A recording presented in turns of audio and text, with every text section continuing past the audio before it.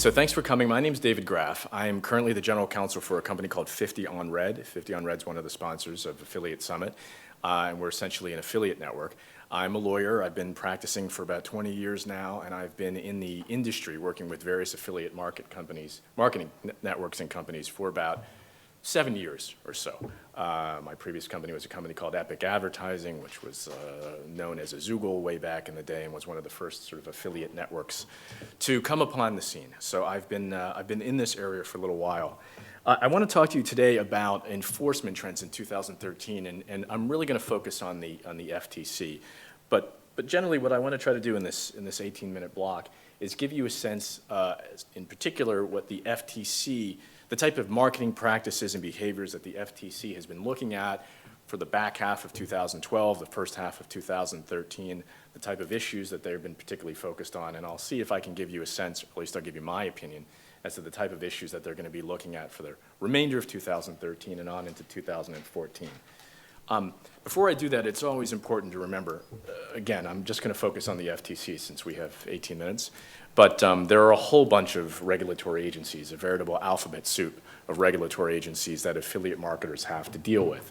Remember our federal system, we have our state agencies, we have our federal agencies, and with respect to those agencies, you have different agencies with different areas of expertise. So you have, in addition to the FTC, you have the CFPB, the Consumer Financial Protection Bureau, you've got the CFTC, you've got the SEC, you've got various state AG's offices. So I always remind people, because we tend to focus as affiliate marketers just on the FTC, but remember there are all these other folks out there that can potentially have jurisdiction over your marketing activities.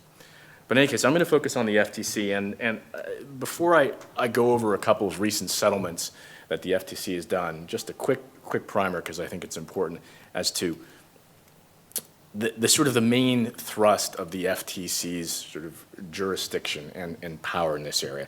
And it's primarily Section 5 of the FTC Act. And what Section 5 says, essentially, is that the FTC is targeting unfair or deceptive acts or practices affecting commerce. So it's unfair or deceptive acts or practices governing commerce. That applies to all businesses, including affiliate marketing. So what does that mean? What is an unfair or deceptive act? The FTC has basically said, look, we'll look at three elements. One, has there been a representation or an omission to a consumer, right, that is likely to mislead? So has there been a confusing statement or statements made to a consumer, or have you failed to mention something to a consumer, and that failure to mention something is likely to mislead? Two, would a reasonable consumer be misled, right? The consumer has to be reasonable. Now, there's a lot of debate as to what the FTC thinks a reasonable consumer would understand versus everyone else on the planet, but at least there is that element. Would a reasonable consumer be misled? And three, is it material? And material is a fancy lawyer word that just means, was it an important one? I mean, was it, did it really go to the heart of the offer? Was it something that would likely sway a consumer, or did you just say gray when you meant to say dark gray or something like that, something that a reasonable person wouldn't affect a reasonable person's decision? That's important. It's important to remember that that's the main thrust of the FTC's sort of focus when they are looking at marketing activities, because that will that gives us a sense as how we should view some of the recent settlements. So I should have started my timer. So in 2012, in the back part of early to mid 2012, we had a couple of big FTC settlements, and they all focused on affiliates who were marketing, and you all know this, acai berry or various diet pills, right? The big ones I'm thinking of were Central Coast Nutraceuticals, the settlement against Jesse Wilms, and the settlement against Intermark, which does business as Copiac, which was one of actually the first affiliate networks to settle with the FTC. These settlements tell us a couple of things, and they're all publicly available, by the way. I have some copies of them here if people want to look at the press releases at least. But they tell us a couple of things. With respect to Central Coast Nutraceuticals and Jesse Wilms, it is what you think it is, right? I mean, these guys were marketing acai berry. They were making lots and lots of claims about the efficacy of acai berry. We've all seen these websites before. And not surprisingly, the FTC basically went after them. And it's about as basic as it gets. The FTC said, you're saying that somebody's going to lose 30 pounds in 48 hours. There's no way that's going to happen, right? It's obviously a misleading statement, right? And that's their jurisdiction. You're misrepresenting your product, right? And the settlements were pretty significant, by the way. I mean, Central Coast settlement was $1.5 million. The settlement against Jesse Wilms, who I sort of know, and this makes me laugh a little bit, was $359 million, suspended because he doesn't have $359 million. But the reason they did that is because Jesse basically had to sell his house, his car, his clothes. This is actually all in the settlement agreement. It's pretty amazing. I mean, they literally went through the contents of his closet and said, sell all of that, right, to satisfy this $359 million judgment. He's obviously not going to get close to that, but it shows you that they were pretty upset with him, and they really went after him. Intermark, the settlement against Intermark was interesting because they really went after Intermark and one of Intermark's affiliates, Column Media, right, for what they consider to be fake news sites. And I think everybody here is familiar with these, but these are the websites to promote diet pills or whatever that look like they're news sites. Health News 9, you know, Channel 13 News, right? They look like they have reporters, you know, talking about a particular product. I won't say we all know, but I'll say I think we all suspect that, you know, these aren't really news organizations, they aren't really reporters. Intermark both operated sites, right? It owned sites, and it also recruited others to create sites, these sort of news sites. So the FTC went after them for both things, for being an owner and operator of these news sites, and for recruiting affiliates to run these sites. And the settlement was about 1.3 against Intermark and 2.7 against Column Media. So they're not insignificant numbers. What do those tell us? Those tell us fairly obvious things, and this was what was happening in the first part of 2012, right? Crazy claims about diet pills, you know, news sites that really look like news sites and are meant to convince a consumer that this is an independent news organization. Those are all going to get you in trouble. You probably don't need me to tell you that, but it's worth repeating, and it's worth looking at these settlements because the FTC obviously takes this seriously. Then in the back half of 2012, we actually kind of saw a shift away from that, and that's probably because, for the most part, the diet pill craze started to wane and people weren't doing it as much. And you saw the FTC kind of shift its focus a little bit, and you can see this in their 2012 report, to privacy and data collection. And it's kind of an interesting shift, and particularly with respect to mobile devices. They started to really focus in on data collection practices and privacy issues related to mobile. And it's kind of interesting because, you know, the FTC doesn't have technically the power to dictate, you know, privacy standards, right? But they're very focused on this area. So what did they start to do? They had a couple of settlements, one with a company called Compete. Compete basically had a downloadable software program and ran an offer where they would reward consumers for taking part for evaluating products or taking part in consumer surveys, right? Consumers would get certain discounts or et cetera. And they would obviously collect this information and they would kind of sell it. They would compile it, they would use it for market reports or other sort of statistical analysis, and they would sell it to third parties. So their business was distribute the software, get consumers to engage and give information and give input, bundle up all that data and sell it to other folks.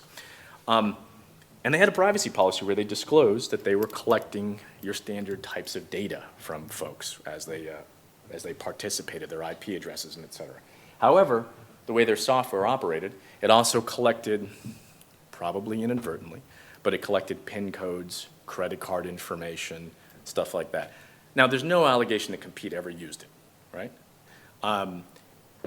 And there is acknowledgement by the FTC that they had data filters in place. But what the FTC said is, well, they weren't very good, right? They weren't very good data filters. Now, you might think, well, kind of a funny thing. How does the FTC come in and say, well, I don't like your data filter, right? What's their basis? Well, their basis was, gee, we looked at your privacy policy and your terms of use, and it said you took reasonable security measures.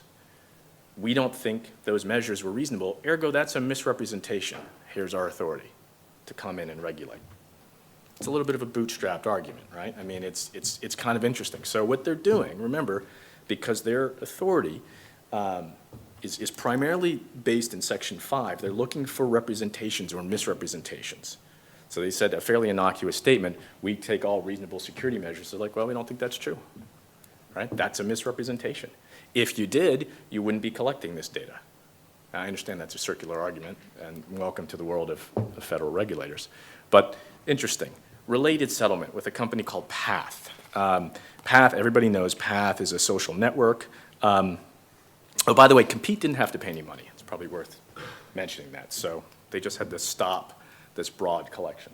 Path is a social network. Path had an application, a mobile application, where they had a feature that said find your friends, right? Find your friends from your contact information, right? You press that, everybody knows how this works. However, what did Path do? Path software was configured, its program was configured so that when you downloaded the mobile app, it automatically collected and stored that contact information. It did that automatically. Then if you said find your friends with my contacts, it would then use it. It would then actually go ahead and find your friends through your contact information. But it automatically collected and stored, and the FTC went after them for that. Now, if you read between the lines, again, there's no allegation that Path ever used that information. And I'm going out on a limb here, I don't know this, but I suspect it was more of a software configuration issue. Somebody set it up so that when the app first downloaded, it grabbed this information, and then it sort of queried, now, are we going to use it or not use it, right? But it was the collection and storage that the FTC went after, right? Not the use, the collection and storage. And they said, you disclosed that you automatically collected data, but you didn't disclose you automatically collected that data. Right? That's an $800,000 settlement and 20 years of monitoring from the FTC. By the way, they love that, the 20 years of monitoring. We're in the internet, so it's hard to imagine 20 years, but that's what they will put in these settlement agreements. So you have a conversation with them for 20 years. So it's interesting, right? You see them moving into this area. They're clearly concerned about privacy. They're clearly concerned about data collection. They don't quite have the jurisdictional hook, right? It doesn't quite fit what they're doing, but they're making it work. And they're going to make it work by looking at your practices and what you say your practices are, your policies, your terms of conditions, and what you're actually doing. And they're going to look for ways, if they think you're doing something bad, if they can find space between those, they can argue that they have jurisdiction. You can say they don't, but that's an expensive proposition. You can hire a lawyer and fight that. You might win, but you'll be out a lot of money, and you'll be several years down the road. The back half of 2013 has seen more of this and more of a concern about mobile devices, and particularly unsolicited text messages to mobile devices. There was a settlement involving Wise Media. This was in April of this year, right?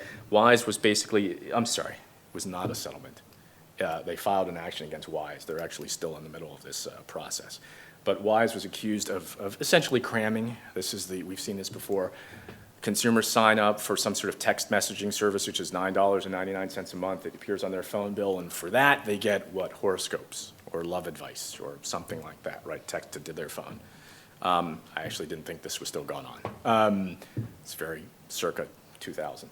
But they were doing it. They were still doing it, and not surprisingly, the FTC has come down on them pretty hard for that, right? That you're misrepresenting. You didn't tell people this. Equinity, it's a company that some people know about. This was a very recent action. This was just filed July 29th, 2013. My birthday. Luckily, I'm not part of Equinity. That would have been a bummer. But Equinity was involved, allegedly, with a number of other companies, and they're alleged to have sent text messages to consumers promising them free gift cards if the consumers will go to a particular website. They go to that website, it dumps them into a co-reg path. Right? We know how this works, right? I don't know if anyone's ever tried to complete a co-reg path. I've certainly tried. I've never been successful. Is there anyone here that's ever completed a co-reg path, actually completed it? Yeah, right? So we know, right, what happens in these co-reg paths. The information was collected, sold. The consumers started getting calls from telemarketers, for all sorts of things because their information was sold. FTC is not happy about that, right? That complaint was just filed July 29th. By the way, so in neither of those cases has the issue been resolved. There's been no settlement. However, in both cases, all the assets of those companies have been frozen, including some of the personal assets of the people who were defendants in the case involving Equinity. So, that's a bummer, right? When that happens, and obviously it sort of forces you to think hard about settlement. So what have we learned in this very brief snapshot, right? if we take a look at what the FTC has done, right, and let's make some guesses about what they're going to do. What they have done in the first part of the year, this is pretty easy. They went after people making what they considered to be obviously misleading statements about the efficacy of their products, right? And you don't need to be a lawyer to understand why they would be upset about claims about diet pills, right? Or fake news sites, right? They then moved, and this is where they're probably going to go, right? Probably going to go. They're really focused on data collection and privacy issues, right? And they're really concerned about, they seem to be really concerned about consumers' data being collected and used without their knowledge, right?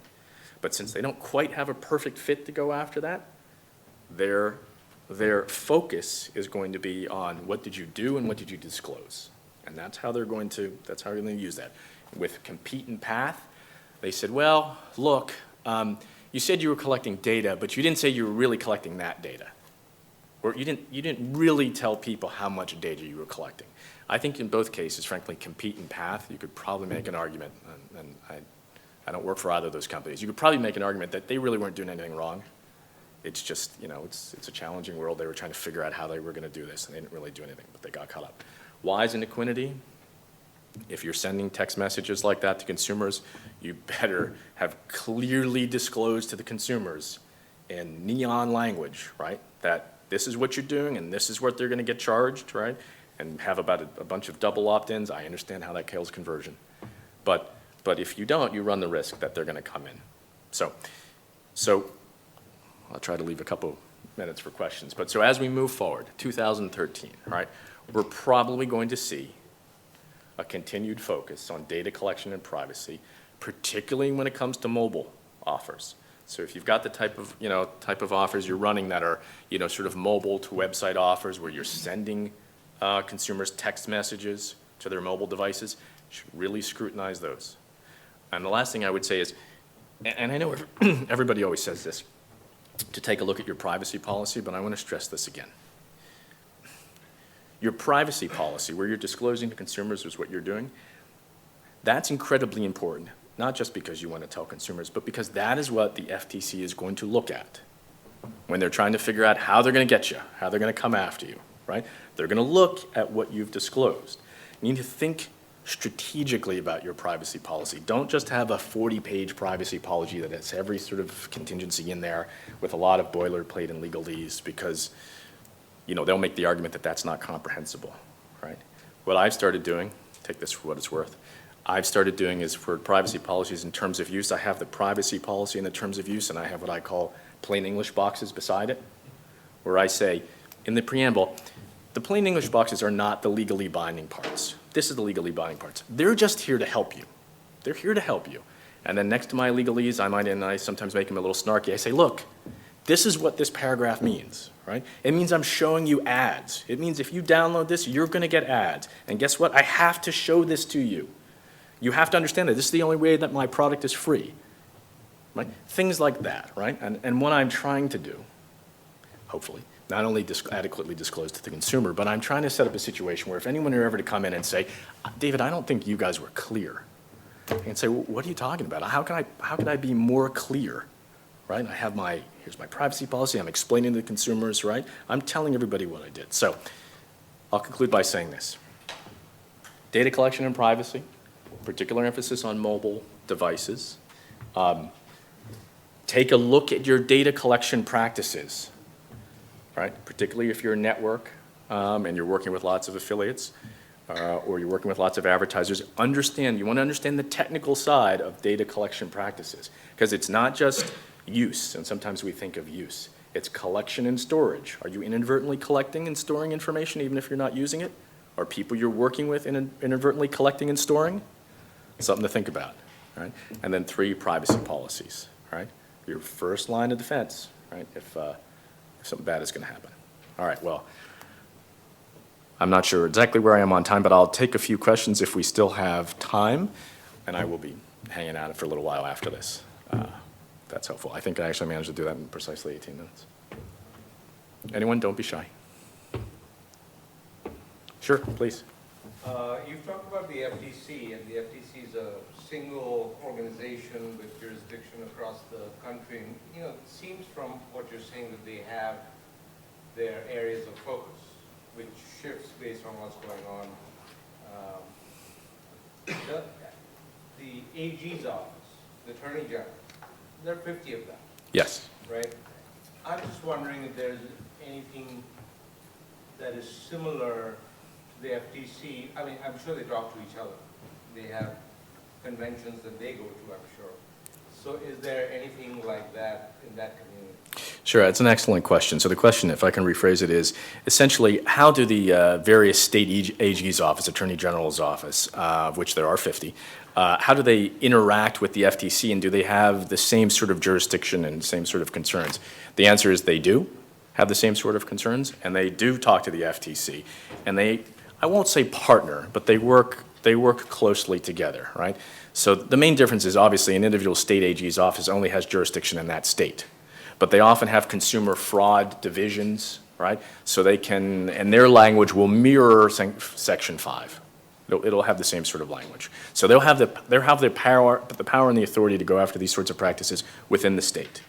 And I've seen in the past a bit of a trade-off. Sometimes the FTC will want to go after a particular set of characters and actors, and state AG's offices will stay silent. But other times the FTC will, they're not going to admit to this, but they seem to say, this isn't something we're going to do, but if it's something you guys want to go after, right, by all means, go after it, and we'll certainly be here to consult. So there's a lot of jurisdictional overlap between, or potentially jurisdictional overlap between the state AG's office and the FTC. Anybody else? Yes? Do they differentiate between the merchant sites and the affiliate sites? How much responsibility does the merchant have for their affiliate behavior? It's a good question. The question is do they differentiate, does the FTC differentiate between merchant sites and affiliate sites, right? Sort of, right? So and the reason why I say it that way is, one, you have to assume that that assumes they really understand the difference between what is a merchant site and an affiliate site. Because you have to remember that from a consumer perspective, initially from the FTC, and now they're getting better, but they just see a series of web pages jumping from one page to the other, and it seems like one big representation to them, right? I don't necessarily say, oh, right, this is the affiliate landing page, and this was an interstitial page, and now we just started on the merchant page, and now this is the, right? They sort of initially look at it with a broad brush. Yeah, as a practical matter, that they will differentiate, but I think the days of being able to say as an affiliate or an affiliate network, look, I didn't know what the merchant was doing. I'm just a platform, right? I just broker. I have nothing to do with those folks. You're concerned the other way. How much responsibility the merchant has to, you have responsibility to monitor the folks that are marketing your products and your services and your messages. And you would be, I think, hard-pressed. Certainly many merchants have used successfully in the past. I didn't know this was happening. This was a rogue affiliate, right? I broker this offer to a network, and they must have given it to somebody, and I didn't have any control over the pages, and I didn't know what was going on. And, you know, people have used that successfully in the past, but I think these days the FTC would basically say to that merchant, you know, you have an obligation to kind of monitor the people who are marketing your products and services. You can't just sort of say, I just tossed it out there, and people market it. However, so you can, you know, you could conceivably be in a situation where you would be, I won't go as far as to say deemed liable, but you won't be able to escape what could be perhaps an expensive investigation just based on the fact that somebody else was doing the marketing, the primary marketing. Yes, sir. Sorry, these lights are killing me. Go ahead. Have there actually been incidents where the merchant has been successfully penalized for these type of actions on the publishers end?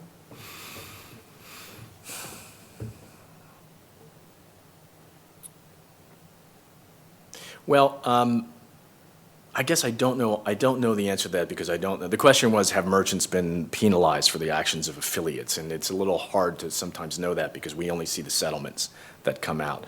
You know, Central Coast Nutraceuticals, which was kind of on both sides of the fence, both an advertiser and they worked very closely. I mean, their distribution was primarily through affiliates. And I know that they attempted at various points to say that they weren't responsible because these were rogue affiliates, and it didn't work for them. Jesse Williams was also on both sides of the fence of that one. So I don't really have I guess I don't have a specific answer for you. I can tell you in those two cases, those folks were both sort of affiliates and merchants. And I frankly don't know which one swayed the FTC. Great. All right. All right, well, thanks, guys. I hope this was helpful, your 18-minute blast of what's going on in the world of the FTC. I'll stick around to ask your questions if you like. Thanks.